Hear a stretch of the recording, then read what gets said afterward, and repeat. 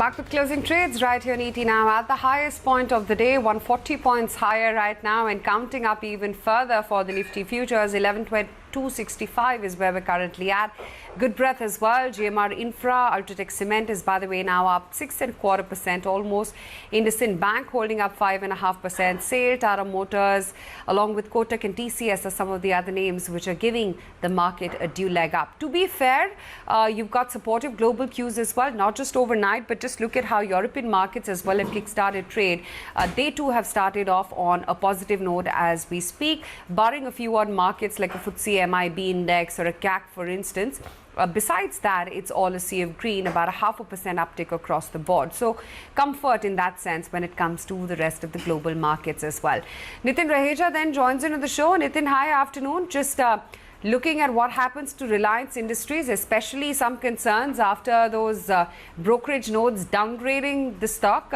Does it seem to you that it's all priced to perfection? And is it time to profit take perhaps for Reliance Industries if someone were to look at the short term only? Well, from a short-term perspective, given the kind of run-up that we've seen in the stock, I think clearly there is an opportunity to take some of the profits off the table, considering the kind of valuations that it trade at. Even I mean, if you've seen a kind of rise that the party bid-up share has also seen, and so on and so forth. So I think, however, if one were to take a little longer-term perspective, I think I would be invested in the stock. Considering the fact that, this whole process of value unlocking and how effectively they've done that as far as one part of the business is concerned, and an intention has been created and talked about for the other two key legs of the business. So I think, you will keep hearing something coming from the corporate side, even in the near future. But I think, yes, I mean, it is a very sharp rise. It looks like it's at least for the short term, it's priced to almost close to fair value.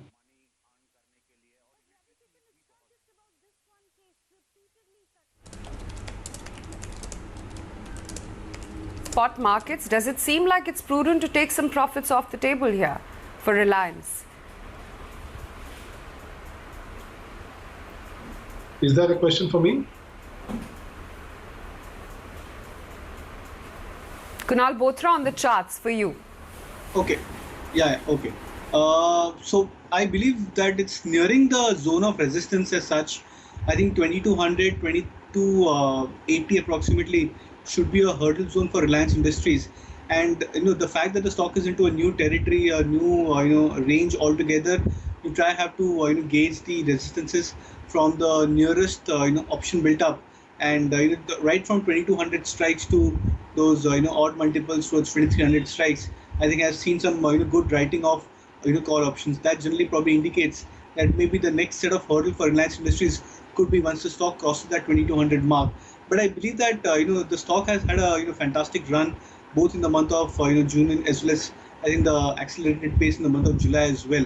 And generally, when you head into an expiry with the stock doing exceptionally well for last 2-3 series, you generally tend to expect that the stock closes at the highest point of the expiry of the month as well. So I think in that regards, I believe that there could be a one more leg on the upside for Reliance Industries. I wouldn't initiate fresh shorts over here for the stock. Neither I would look out for booking full profits on my long positions. Maybe take out some bit of partial profits over here, 25-30% of the profits over here, and then wait for those big spikes if it happens over the next couple of days. Somewhere closer to 2250, 2260 levels is where I believe could be an opportune time for short-term traders to try and take out full profits or majority of the profits from the stock price.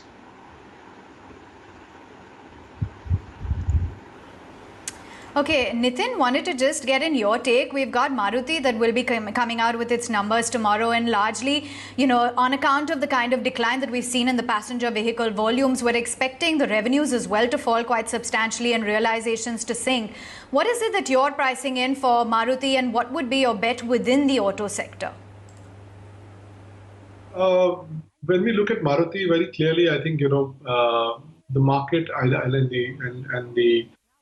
is probably pricing in the fact, and the volume numbers are well known. What most analysts sometimes do get wrong is in terms of the whole, the leverage on fixed costs, how does it play on the other side? And in fact, they get it wrong on both sides most of the time. So I think more importantly, what I would be looking from Maruti is to hear from them in terms of how they see the market at the present moment, especially for the for the lower end of the segment, which is the segment which one believes should be doing better.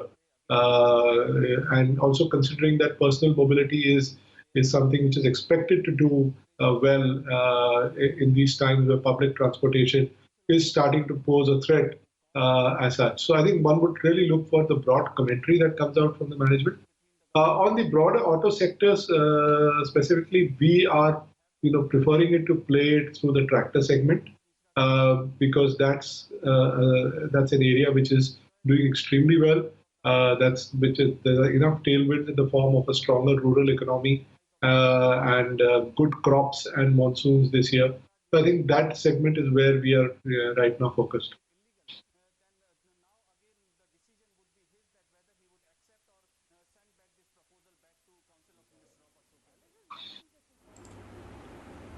Right, okay, that's the word coming in. Let's get a move on then and also focus in on IndusInd Bank in greater detail. Varun standing by to share with us the details as to what we could expect from the numbers. Varun?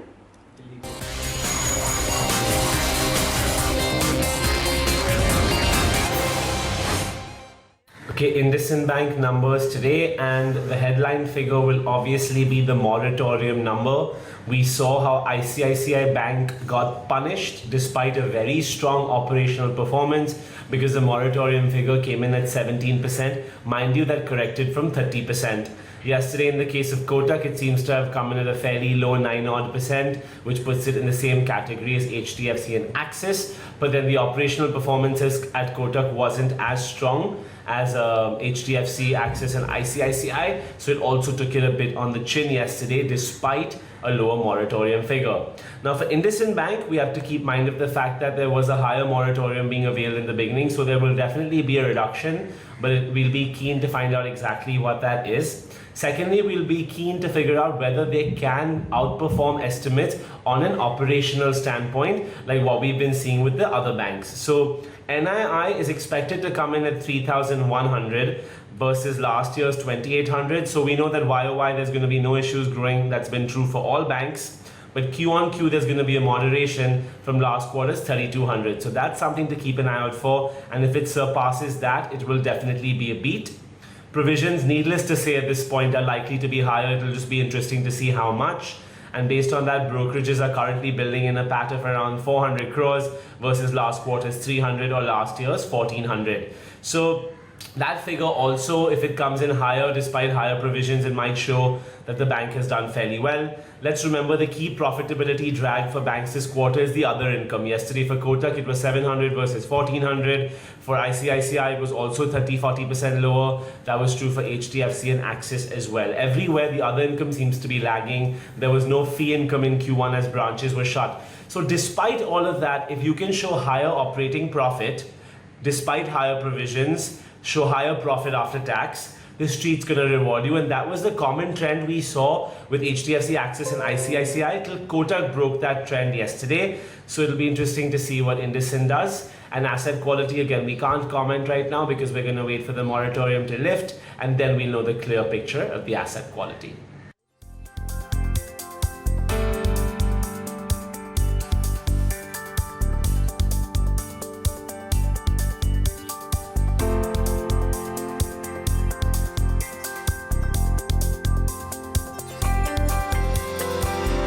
Do you want to comment on IndusInd, the expectations as well as what we've seen from banks so far? So I think, as your colleague rightly put it, most banks have actually shown mixed results. Some people have been very, very cautious operationally. I expect IndusInd to also report an operationally cautious quarter in terms of its numbers, unlike HDFC and ICICI. The important number, of course, to watch will be the moratorium number. I would think that right now it's with most banks, if you really see the broader trend post results, they have only corrected because the street has been sort of disappointed either with the cautious business outlook or with the moratorium figure. So I think I would probably think, but I think a lot of the cleaning up at a broader level from a longer term perspective has happened in IndusInd. They've been pretty aggressive on the ground in trying to build the deposit base back. In fact, they've been offering very, very strong rates on savings products and so on and so forth. So I think that is going to be some sort of a problem for short-term NIMs, and it'll be interesting to see how they manage that portion of the book. But all in all, I think most of the bad news is behind as far as IndusInd is concerned on the fundamental level.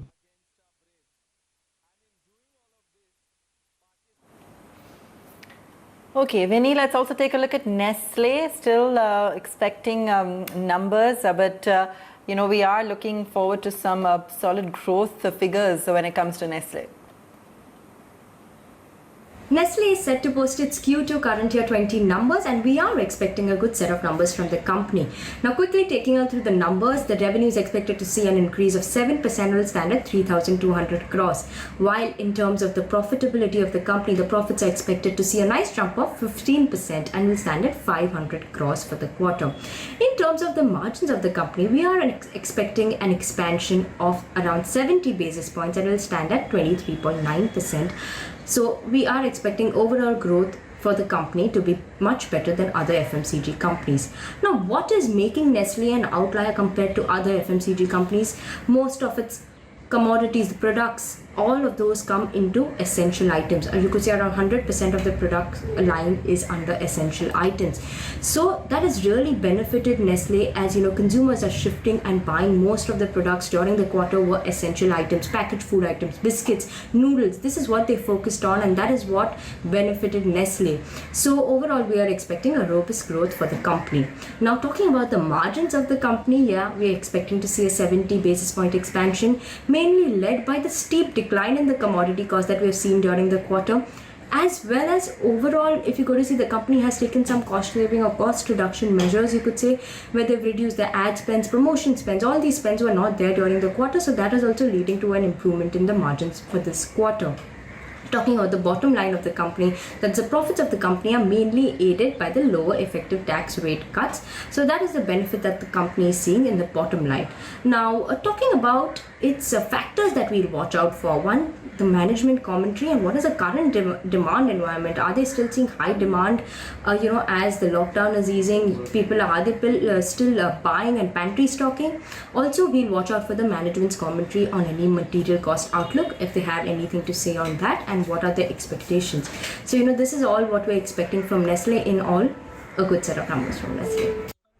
Okay, Vinny, we'll leave it at that. Two things that we're going to look out for, of course, is going to be the management commentary, A, on the demand environment, and B, on the material cost outlook as well. But Nitin, what is your sense on Nestle? The question with Nestle has never been about growth, but the valuations that the stock has been trading at. For newer entrants, should they be looking at Nestle from a longer term perspective?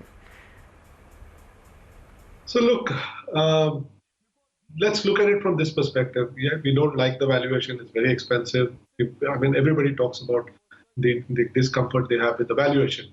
But what do you think is really going to make the valuation come down for Nestle, right?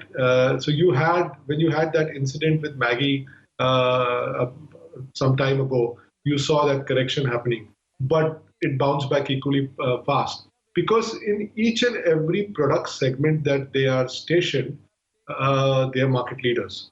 Whether it's the infant milk foods business, whether it's the snacking business, like the quick food business like Maggi and so on and so forth. So they are market leaders by a fair margin, and so on and so forth. So what is there anybody that you see coming and disrupting it? No. So I think they are getting those premium valuations for that very purpose. How much money are you going to make from here on? Frankly, I don't know, but I think at the present moment, they will continue to remain at these premium valuations because, there is nothing which is out there to disrupt these valuations.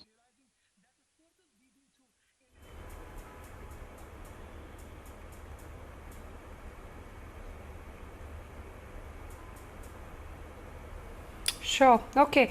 In fact, the one sector which really has been performing well, in fact, the all five top tier IT names have done well. The management commentary has been positive, and it was no different from Tech Mahindra as well. Let's listen into a small excerpt of what the management had to tell us when they spoke with us post the numbers. We have been able to demonstrate our agility, demonstrate that we react well to crisis. Number one. Number two, despite of the fact that my revenue is down by 6.3%, I have continued to work on my operating margins. And number three is our cash flows. Our free cash flows are better than ever before. We do believe that the company does know that while the setback may last through calendar year 2020, but it can become better from now on. 5G continues to be the very, very important part of our strategy. And it is not only for telecom that we have successfully delivered Rakuten, and now it is an operational working 5G solution. I think makes me feel very, very happy and good that we are working with communication service providers. We are working with an enterprise business. We were even offered that we could do a solution for BSNL. So it just gives you that the company has invested well in 5G technologies and is ready to look at some of the opportunities. So I think, again, network services, though was impacted, because you have to remember it's a field engineering solution. Not many people were stepping out, but network services and 5G will remain part of TechM Next. All right, let's get a move on then and also focus in on another management voice away from Tech Mahindra, which is active in trade today, and focus in on Marico. We spoke earlier in the day with Shogata Gupta. He's a managing director and CEO, who said that volume growth will revive in the upcoming quarters. Let's listen in. So if you look at, I think the volume growth, you have to look at it in two constructs. First, I think April was almost a near washout. In May and June, we delivered 3% volume growth. And July, so far, the trend shows that I think we are on growth. Having said that, I think, as you know, this quarter, things are a little more trickier in terms of a lot of localized lockdowns, disruption in various parts of the country. So if the situation doesn't drastically deteriorate from now, I think a combination of two things. We have a lower base in Q2 and Q3 last year. And we are, I think, in terms of agility and execution versus a lot of other smaller players, I think there is potential for getting market share. I think we should be able to deliver volume growth over the next 2-3 quarters. Okay, that's the take coming in. We're from the management of Marico. Meantime, Nitin, wanted to get in your thoughts as to how you're looking at, the FMCG space and the kind of leverage that they can build, in these trying times. You heard out my colleague as well talking about, the sale of noodles and some of the essential items as well. They've also spoken about a lot of promise within the rural areas, though that seems to be debatable if they can sustain and pull through. But within FMCG, where is it that you find comfort? I think in such times, normally, we are not really very comfortable with the kind of valuations that the FMCG companies trade at vis-a-vis the kind of growth that they have shown in the past. However, at this point of time where visibility of growth is extremely poor in most segments and sectors, FMCG tends to do well. I think more so at this point of time, we are kind of we like some of these names like say Marico, which are FMCG items of lower value, which find demand through all cycles. We like a Brokerage consumer because we think there is a turnaround in terms of the growth fortunes of the company with the new management taking charge and so on and so forth. So these are some of the FMCG companies that we like. Otherwise, we believe that FMCG will give you returns from the current valuations, which will be which will be probably in the higher, sort of single digit, higher double digit returns.